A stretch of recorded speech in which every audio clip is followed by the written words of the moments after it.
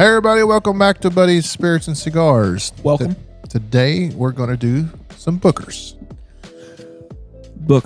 This one happened to make Fred Minnick's Top 100. And I believe it finished at what, 17, 18? No, way up higher than that, like 6 or 7. No. Yeah. No. He said Well, it was Let's 6 or split the middle, say 11. It was like 6 or 7, I swear. Top 10 for sure. Yeah. Okay. There you go. And he talked about how it was the most available one on his entire list, like that high. You know what I mean? So, I've got a few Bookers, tried a few Bookers. I've been pretty excited about trying this one. He's pretty well known palate. Got his own channel, and he actually used to do tasting professionally. So he goes through. This guy can taste 100 bourbons in an insane amount of time. It's pretty cool. I watched him do his top 100, and he done awesome. So this was rated number 6. Yep. And we're going to give it a try and see what we think about it. So this is the 2022 batch 3, which is the Kentucky Tea batch. It is. Please pause for certain. Ooh, It's pretty solid. Go ahead. that's nice. It is 7 years, 4 months, and 14 days. It is 126.5 proof. So it goes, I guess, Booker No, his dad, they say he used to take 1/4 cup of bourbon and 3/4 cup of water. And that's how he would flavor his water, because he just loved the taste of bourbon. How But, he'd you know, flavor his you water. just couldn't walk around, drinking straight bourbon all day long. So that's what he called it. He called it Kentucky Tea. So this is kind of a tribute to him. Flavor his water with bourbon. That's pretty awesome. Yeah, it's pretty gangster.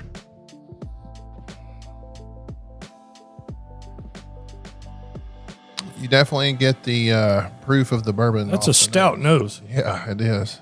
Kind of burned my nostril hairs. Smells delicioso. I get a lot of vanilla in there. I don't know, but There's some vanilla in there, and then all of a sudden it just slaps you in the nostrils. That's jet fuel, boys. That's JP8 in a bottle. this is up our alley. I have a feeling. Yeah, yeah. I already took a sip, fellas. I couldn't wait. Of course. It's How are the legs? somebody Chris? has to do it. Yeah, you're right. They go all the way from the ground to the ass. Those are nice legs.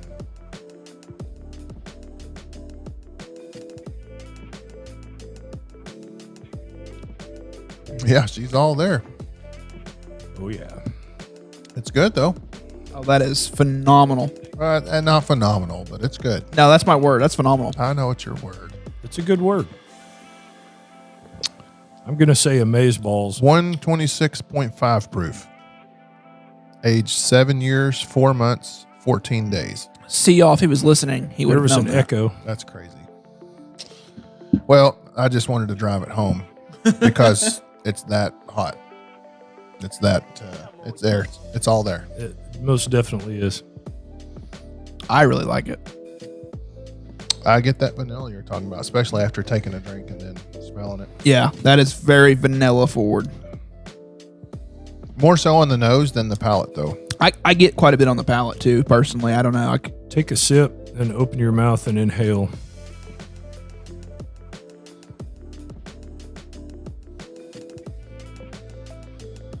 That'll fire you up. Oh, that's just good. Yeah. That feels like home. I just want to crawl inside of that. Please don't. You'll taint the booze. Oh, that's good. Yeah, you can't be doing that.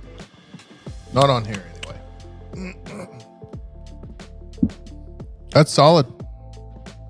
That's solid. I mean, that's to me typical Bookers. They're all I mean, there. they're all, just to beat the dead horse. That's all jet fuel, man. It's always a good hot pour to me, and the flavor's always just right in your face. It's kind of slapping you around. But here's the crazy thing: as hot as we're saying this is, it also is.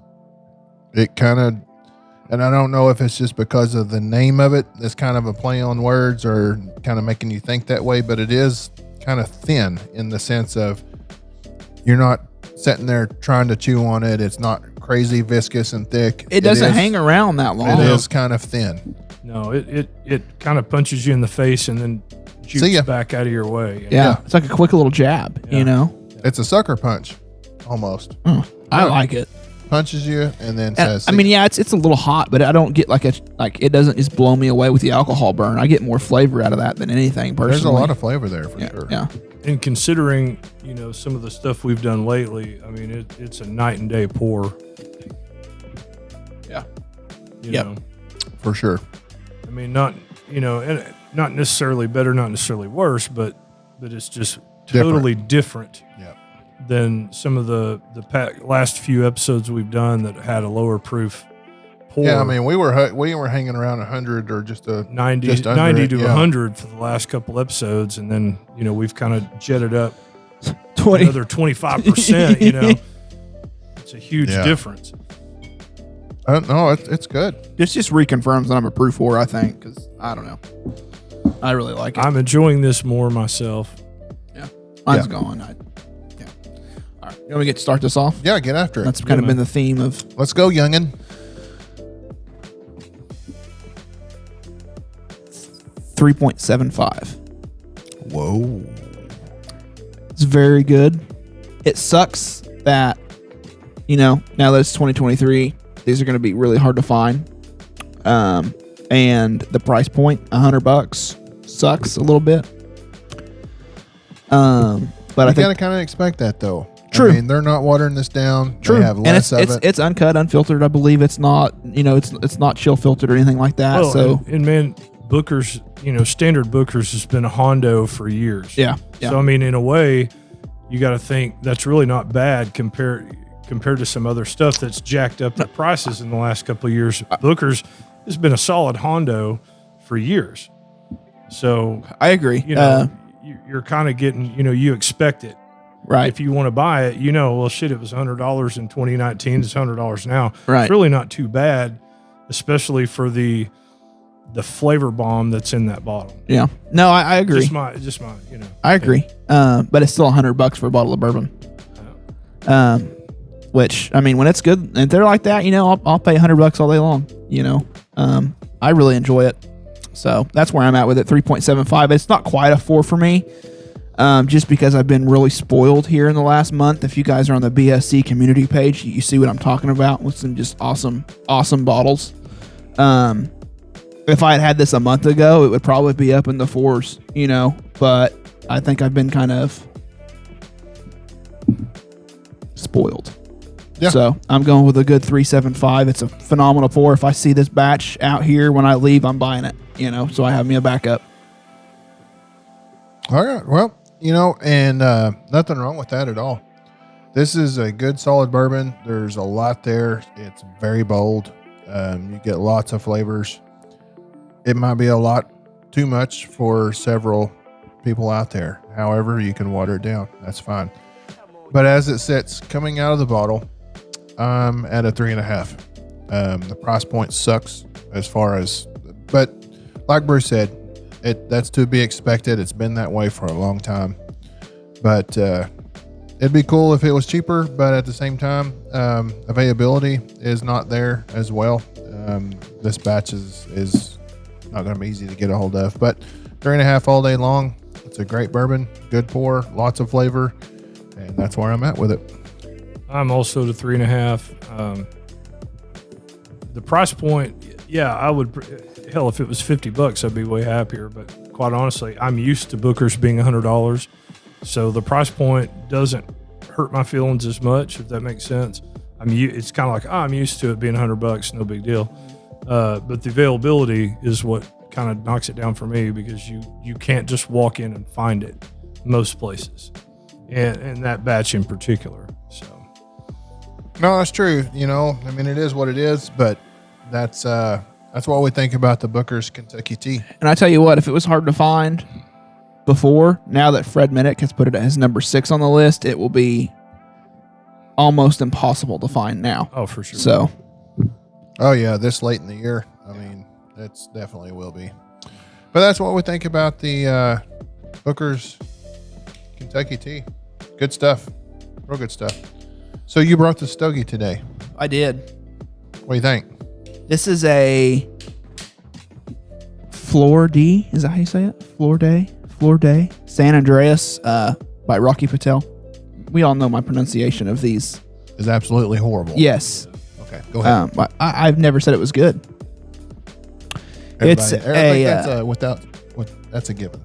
It's a San Andreas wrapper with the binder and filler both are Nicaraguan. It's like I said, that San Andreas Maduro wrapper. It is a box pressed cigar, which I don't know if you guys can see from where you're at, but They probably can't. yeah, it's a pretty solid stick, especially for the money. I looked it up just to make sure, and a box of 20 online is $100. So that's a lot of bang for your buck as far as $5 is concerned. Well, and considering that in a previous episode we did Drew Estate factory smokes, which are like $3, this is exponentially better in quality for another $2. Yeah. So they're not readily available locally, but man, that is it's one of mine. It's kind of a sleeper favorite smoke. If and when they are available locally, definitely take advantage of them. Got a cool sugar skull wrapper with the Mexican flag colors on the skull, so that kind of tells you which one it is. Just at a quick glance. It really hangs with it being a Maduro, in my opinion, with this Booker's, with the proof point. This is really earthy cigar. I even get maybe a little chocolate on there, but I mean, it's full flavor, and it doesn't back down from this Booker's being at 126 proof either. Right. So I think it was, really a pretty good pairing. The Mexican San Andreas wrapper is a pretty good, flavorful, bold wrapper in the first place. And then you add Nicaraguan tobacco filler and binder, which in and of itself, most Nicaraguan tobacco has got a better bite and a better load of spice than others, like Honduran or especially Dominican. Man, I think it's a solid pairing. It's not fighting at all. And I'll tell you, if you smoke this cigar just by itself, you will taste the nuance of spice and things like that that's in this cigar. When you smoke it while you're drinking this Booker's, it changes the cigar to where it's just nothing but pure smoothness. So that's kind of an example, that in itself, of how pairing the right spirit with the right cigar and how it can change and the difference that it makes when you do that. So it's turned this. I mean, am I wrong? Do you You're agree? not wrong. It's nothing but smooth. Yeah. It really is nothing but smooth, and both are extremely enjoyable. Like they said, it's pairing very well. I mean, and the spirit might be just a hair too much.